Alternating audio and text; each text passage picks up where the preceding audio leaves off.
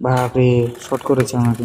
ভালো পেয়েছিলাম তো, ভাবতে পারিনি শর্ট মারবে। কিন্তু সত্যি মালিকই বলছে আমাকে শর্ট করছে। এখানে কিন্তু মিস্ত্রির দোষ নেই, এখানে দোষে হলো মালিকের। এখানে ওয়াশিং মেশিন ঠিক করতে আসে, দেখি এখানে ওয়াশিং মেশিনটা শর্ট করে, ওয়াশিং মেশিন ধরলেই শর্ট করে বা ঘরে ফ্রিজ ধরলেই শর্ট করে। আমি এখানে অন করছি, দেখুন এখানে হাত দিলেই শর্ট করছে, যে কোনো বডিতে টাচ করলেই শর্ট করে। বাইরে যেখানে যেখানে অ্যালুমিনিয়াম শিট বা এসের শিটগুলো আছে ওগুলোতে ধরলেই শর্ট করে। আমি দেখছি কোন কোন জায়গাতে শর্ট, মানে অ্যালুমিনিয়াম শিটগুলোতে আর লোহার বডি যেগুলো আছে ওগুলোতে শর্ট করে, আর মাঝে মাঝে যদি জল পড়ে প্লাস্টিকে ওটার মধ্যেও শর্ট করে। এটার একটা আমি সলিউশন বার করছি। গেলাম আর্থিং আছে কিনা দেখলাম, দেখি যে নাই। এখন আমি দেখছি যে পুরো বডিতে কারেন্ট হয়ে আছে। আমি বেশিরভাগ কাজেই দেখলাম আর্থিং কানেকশন করে। বাপরে, শর্ট করেছে আমাকে। ভালো পেয়েছিলাম তো, ভাবতে পারিনি শর্ট মারবে। কিন্তু সত্যি মালিকই বলছে আমাকে শর্ট করছে। এখানে কিন্তু মিস্ত্রির দোষ নেই, এখানে দোষে হলো মালিকের। কারণ কি কারণে, এখানে মালিকে কম দামে মিস্ত্রি খুঁজে, তার জন্যই এই অবস্থাটা হয়। ওনারা ওয়ারিং তো করে দেয়, কিন্তু আর্থিং এর কামটা করবে বা কি করে, তাদেরও তো পোষাতে হবে। এখন আর্থিং এর কাজ করতে যাচ্ছি, এখন আর্থিং করব। লাগাবো কি করে লাগাই আমি দেখাবো। ভিডিওটা লং হয়ে যাবে, লং হলেও কাজটা শিখতে পারবেন। আপনাদের ঘরে আপনি নিজে বসিয়ে নিতে পারবেন, মিস্ত্রি যদিও না লাগায়, আপনি ঘরে সহজে লাগিয়ে নিতে পারবেন। এটা হলো GI copper mix earthing pipe, 2 ইঞ্চি সাইজ, লম্বা 5 ফুট। এটাকে আমরা আর্থিং করব। এটা বাকি 6 ইঞ্চি উপরে রাখবো, বাকি 4.5 ফুটে আমরা নিচে দিয়ে দিব। পাইপটার দাম আমি লাস্টে গিয়ে বলছি। এই যে আমি যেভাবে নিয়ে বসাচ্ছি, পুরো পাইপটা ঢুকে যাবে। পাইপটা হচ্ছে 2 ইঞ্চি সাইজে, আমরা গাঁত করেছি 6 ইঞ্চি সাইজে। সব দিক দিয়ে আমরা 2 ইঞ্চি 2 ইঞ্চি করে ক্লিয়ার থাকবে। এই পাইপটা তো এইভাবে আমরা বসাবো। আর এখন একটা এখানে কেমিক্যাল আনছি, এটা হচ্ছে আর্থিং পাউডার কেমিক্যাল। আপনি দোকানে গিয়ে বললে হবে, এটারও দাম দিয়ে দেবো আমি লাস্টে। এটাতে কাজটা করতে পারবে। এই কেমিক্যালটা দিলে ভালো, কেমিক্যালটা দিলে কাদা মাটি সমান ভরে থাকে চারিদিকে, তখন আর্থিং এর প্রবলেম হয় না, জলও শুকিয়ে যায় না পট করে। আর আপনিও আর্থিং বসাবেন ওই হিসাবে, আপনার যেই জায়গায় কাদা মাটি থাকে ওই হিসাবে আপনি বসাবেন, তাহলে আর্থিং এর জলের কমি থাকবে না, জলও থাকবে না, সে শুকনো থাকবে না, ওই হিসাবে কাজটা করবে। আমি গাতের মধ্যে এখন কেমিক্যাল পাউডারটা দিচ্ছি। কেমিক্যাল পাউডার নয়, এটা আর্থিং পাউডার। আর্থিং পাউডারটা দিচ্ছে, আধা আধি ভরিয়ে নেব। ভরার পরে আমি এই যে সে পাইপটা দিব, পাইপটা দিয়ে ভিতরে নাড়াচাড়া দেবো, একটা মাটিতে জলে মাটি মিক্স হয়ে যাবে। এরকম করে করে আমি বসাবো। এটা আমার বসাতে বসাতে প্রায় সময় লাগবে, মোটামুটি ভালো একটা সময় যায়, প্রায় 10 থেকে 15 মিনিট লেগে যায়। এরকম করে করে চারিদিকে দিয়ে দিতে থাকবো। আবার আর্থিং এর পাইপটা উঠিয়ে দেখবো দিকে আমার লেয়ারটা বসছে কিনা, এটাও দেখবো। চারিদিকে ঘুরিয়ে ঘুরিয়ে দেখে নাড়িয়ে চাড়িয়ে বসাবো। কেমিক্যালের সাথে আমি জলটা মিক্স করে দিচ্ছি, মিক্স হয়ে যায় যেমন, ওই হিসাবে আমি কাজটা করছি।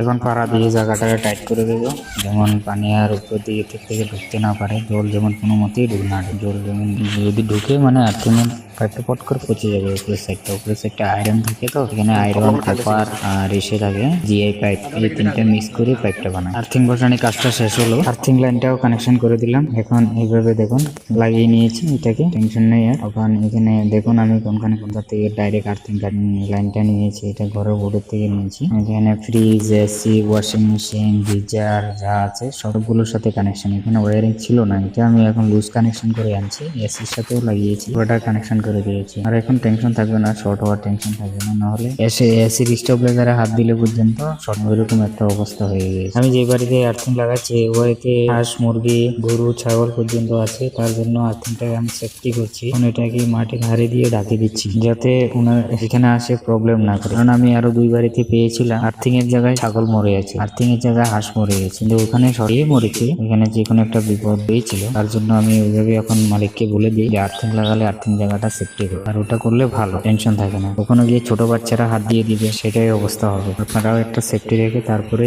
এই জায়গাটা ধীরে রাখবেন। এরকম ভাবে কাজটা করলে কাজটা ভালো হলে টেনশন থাকে। এখন আর্থিং লাগানোর পর আমি মেশিনটাকে টেস্ট করে দেখছি, টেস্টার দিয়ে দেখছি, হাত দিয়ে দেখছি, না কারেন্ট আসেনি। এখন কারেন্ট বন্ধ হয়ে গেছে। ফ্রিজও দেখছি, এসিতেও দেখছি কারেন্ট বন্ধ হয়ে গেছে। এখন কারেন্ট নেই, আর টেনশন নেই। এখন জল দিলেও কারেন্ট আসবে না। আর ওখানে একটা লাল তার ছিল, ওই তার আর্থিংটা কাটা ছিল, কেটে গেছিল অটোমেটিক। আমি ওটাকে লাগিয়ে দিই, তার জন্য এটা প্রবলেম দিচ্ছে না। এখন দেখুন আমাদের টেস্টে কোনো লাইট জ্বলছে না, তার মানে এখন ঠিক হয়ে গেছে, টেনশন নেই। জিএফ অ্যাপটার দাম কত? জিএফ অ্যাপটার দাম নিয়েছে 1250 টাকা আসাম থেকে। কেমিক্যালটার দাম নিয়েছিল 220 টাকা। ওটাই আর্থিং এর কম, আর ওটা দিয়েই কাজটা করেছি। যে ধন্যবাদ, সাবস্ক্রাইব করুন, সাথে থাকুন, ভালো থাকুন, সুস্থ থাকুন। দেখা হবে নেক্সট ভিডিওতে।